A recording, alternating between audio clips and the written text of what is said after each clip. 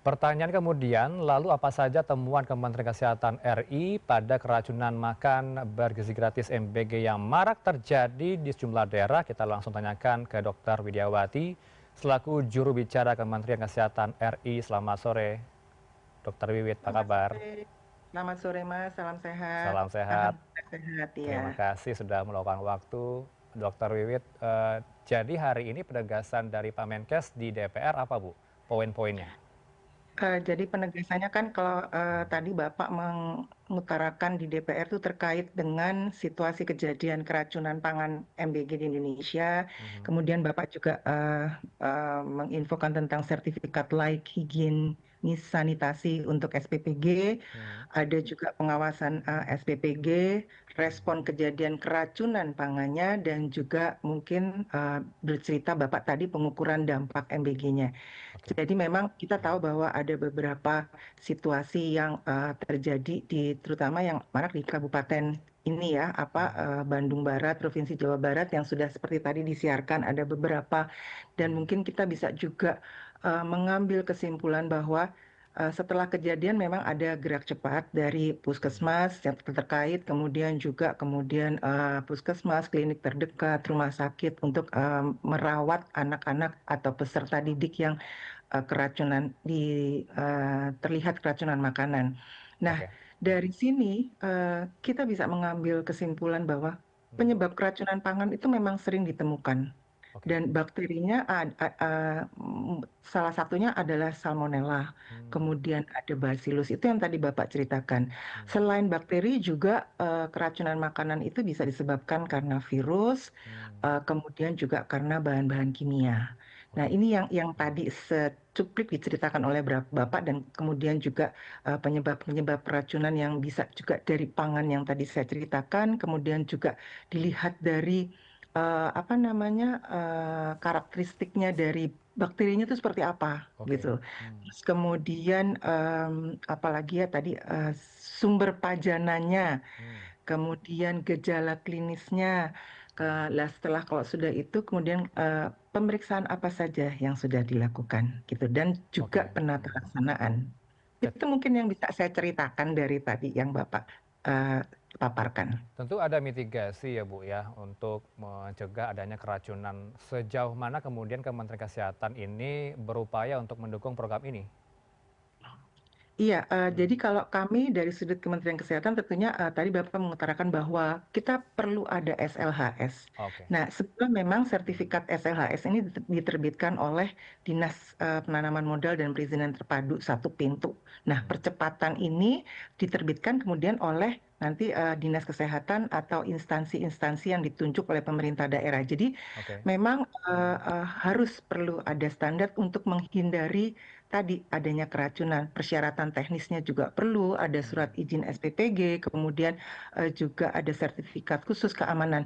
Nah, Mmm. selain itu juga ada inspeksi SPPG oleh Dinas Kesehatan dan Puskesmas. Jadi Oke. memang Mhm. secara runtun harus dilaksanakan tahapan-tahapan ini. Inspeksinya tentang lingkungan kesehatan, Mhm. diantaranya yang paling penting adalah kebersihan dapur, Mhm. kesehatan penjamah pangan itu sendiri, kemudian juga setelah itu pemeriksaan sampel pangan oleh Dinkes atau Puskesmas. Baik, berarti pengajuan SLHS ini berawal dari SPPG begitu ya, Bu, ya? Diajukan ke Kementerian Kesehatan, dalam hal ini adalah Dinkes. Kemudian persetujuannya seperti apa, Bu, di lapangan? Verifikasinya juga? Jadi Mhm. kan alurnya percepatan SLHS ini, jadi kalau pengajuan SLHS-nya ke SPPG, ke Mhm. Dinkes, Mhm. itu SK penetapan SPPG, kemudian layout dapurnya. Nah, Mmm. dipotong akhirnya menjadi ke Dinas Kesehatan Kabupaten Kota yang mengeluarkan SLHS secara manual. Oke. Nah, itu 6 sampai Mhm. 11 hari itu ada apa namanya? Mmm. Inspeksi kesehatan lingkungan dan pengambilan sampelnya, Mmm. kemudian hasil uji laboratoriumnya, kemudian ada apa namanya, kursus penjamah pangannya. Oke. Itu 6 sampai 11 hari. Nah, ini yang satu Mhm. hari nanti persetujuan kalau memenuhi persyaratan oleh Dinas Kesehatan atau yang ditunjuk oleh Pemda. Gitu. Mmm, ini boleh dijawab atau tidak ya, Bu, ya? Karena ada klaim dari anggota Komisi 9 DPR Irma Suryani, anggota Nasdem, menyebut sertifikat rawan diperjualbelikan, Bu. Ini bagaimana kemudian? Apakah ada oknum yang bermain di sini, Bu? Hmm, Hmm, mungkin jawabannya ada di nanti di Bapak ya, atau ada di ranah yang karena kita kan sekarang sedang apa namanya, ya. mengatur bagaimana Hmm, itu terjadi dengan baik. Jadi mungkin oke. Hmm, jangan dulu kita mengintimidasi dijual beli, tapi kita hmm, mulai mengatur bagaimana prosedur itu keluar dengan baik supaya tidak terjadi dijual belikan, baik. gitu. Baik, baik. Tapi sejauh mana kolaborasi yang terjadi, Bu, di lapangan? Apakah memang cukup diedukasi untuk MBG ini dari Kementerian Kesehatan atau sejauh mana pengawasannya? Sebetulnya Kementerian Kesehatan sudah mengeluarkan pada Desember 2024 dan Januari 2025 itu Hmm, Kemenkes sudah menyusun dan oke. mensosialisasikan pedoman standar gizi dan Hmm, makanan ke seluruh puskesmas hmm, untuk membantu BGN menyusun standar gizi MBG. Sebetulnya oke. itu sudah ada. Hmm, Dan hmm, juga pengukuran dampak MBG-nya melalui pengukuran status gizi dan juga survei gizi. hmm, Nah, itu sudah kami sosialisasikan dan sudah kami bagikan. Dan hmm, kami juga merangkul Puskesmas, kemudian UKS untuk mengawal pelaksanaan program MBG itu sendiri, oke. gitu. Ada modul begitu ya, Bu, ya, yang Ya, diterbitkan, diberikan ke eh, masing-masing sekolah atau SPPG?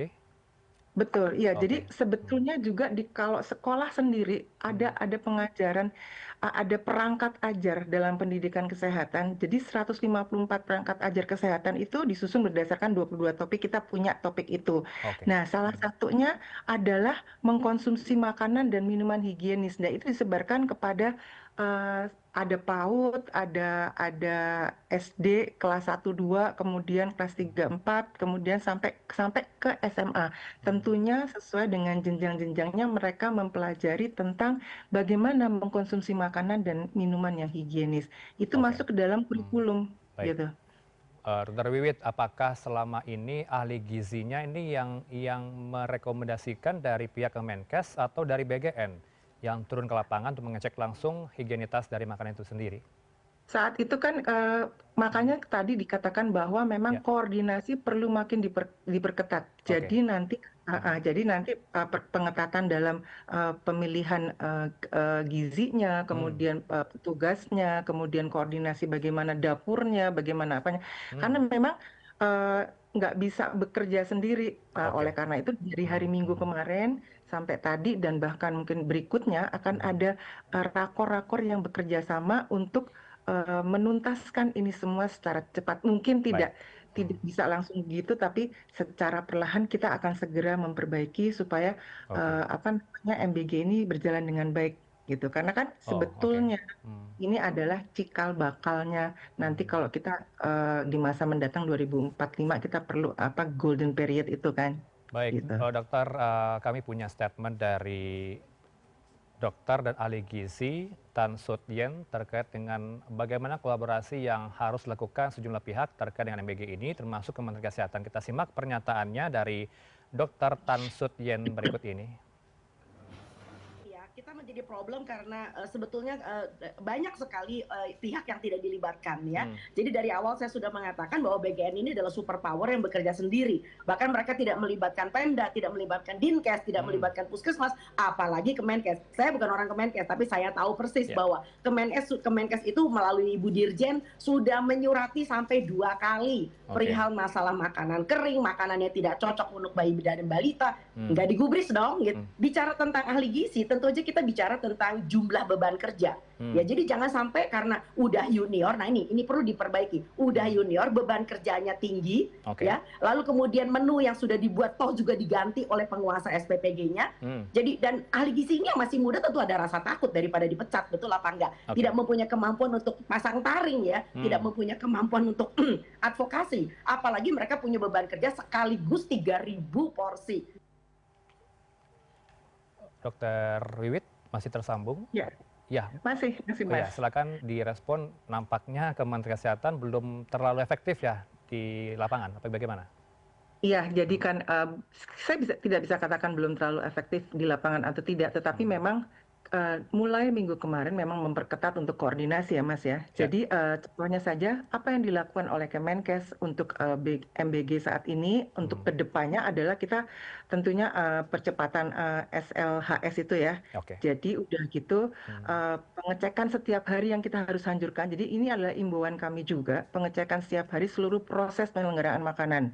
Kemudian jangka waktunya, selesai masak sampai konsumsinya, kemudian prosesnya, kemudian penyimpanannya. Kan tadi saya sudah katakan Ya. bahwa di Desember 2024 dan Januari kami sudah mengeluarkan panduan mengenai tentang gizi kepada dan dibagikan kepada seluruh tenaga kesehatan dan pelayanan kesehatan yang terkait dengan MBG ini.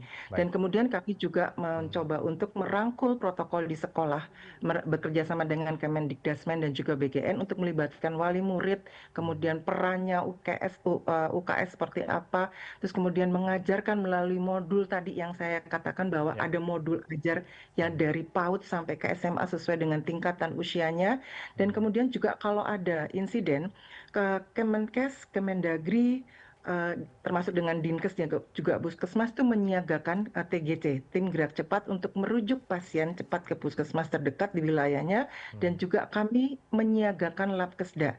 Jadi di situ ada pemeriksaan mikrobiologi, kemudian juga toksikologi.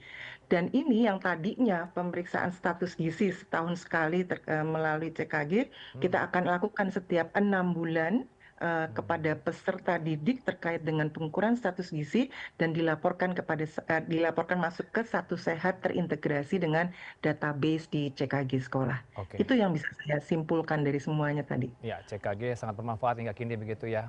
Terakhir Iya, Dokter Wiwit, betul. mungkin adakah himbauan dari Kemenkes terhadap wali murid di sekolah yang masih panik, masih khawatir menolak MBG, takut anaknya keracunan? Silakan, singkat saja, closing statement-nya. Iya, jadi mungkin dari sini adalah sisi sekolah Ya. yang berkoordinasi dengan puskesmas setempat untuk menerangkan kepada wali murid bahwa mari kita dukung MBG ini tentunya dengan ada poin-poin tertentu bahwa wali murid juga berhak untuk melihat dalam pengawasan kebersihan makanan dan individu. Kemudian wali murid juga selalu bisa ikut serta dalam yuk cuci tangan pakai sabun sebelum makan. Kemudian meningkatkan tadi saya katakan UKS, kemudian memasukkan wali murid mengingatkan bahwa anak-anak itu diajarkan bagaimana mengkonsumsi makanan yang sehat. Jadi ada kerjasama antara sekolah, wali murid, puskesmas atau fasilitas kesehatan untuk memberikan keterangan lebih baik lagi tentang MBG ini. Baik, semua pihak tentu berbenah ya Bu ya untuk mengatasi Ya, segala masalah yang iya, ada di MBG ini. Terima kasih untuk waktu yang luar biasa ini sama-sama. bersama Anda, Dr. Widiawati, juru bicara Kementerian Kesehatan. Salam buat Pak Menkes. Selamat sore. Assalamualaikum. Selamat sore, terima kasih, salam sehat.